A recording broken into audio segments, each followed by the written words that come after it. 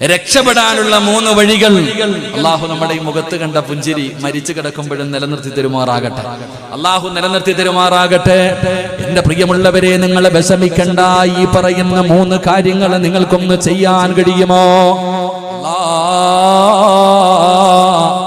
അനസ് ഇബ്നു മാലിക് റളിയല്ലാഹു തആല അൻഹു യാ ബുനയ്യ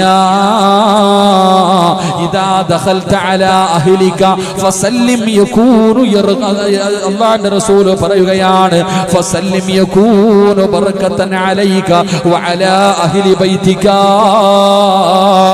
അല്ലാഹുവിന്റെ പ്രവാചകൻ അവിടെന്ന് പറഞ്ഞു തരികയാ, പടച്ചവൻ നിങ്ങൾക്ക് ബറക്കത്ത് ചെയ്യണോ? നിന്റെ വീട്ടിൽ ബറക്കത്ത് വേണോ? നിന്റെ കടയിൽ ബറക്കത്ത് വേണോ? നിന്റെ വാഹനത്തിൽ ബറക്കത്ത് വേണോ? നിന്റെ കച്ചവടങ്ങളിൽ ബറക്കത്ത് വേണോ?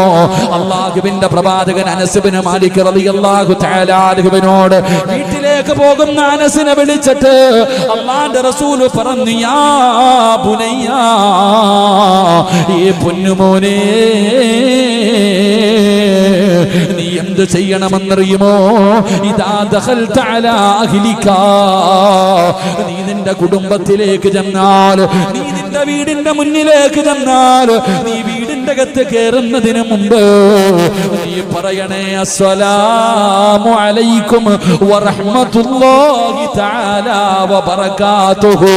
നീ സലാം പറഞ്ഞാ നിനക്കും നിന്റെ വീട്ടുകാർക്കും അല്ലാഹു ബർക്കത്ത് ചെയ്യുമെന്ന് ആദരവായ പ്രവാചകൻ നബി മുഹമ്മദ് മുസ്തഫ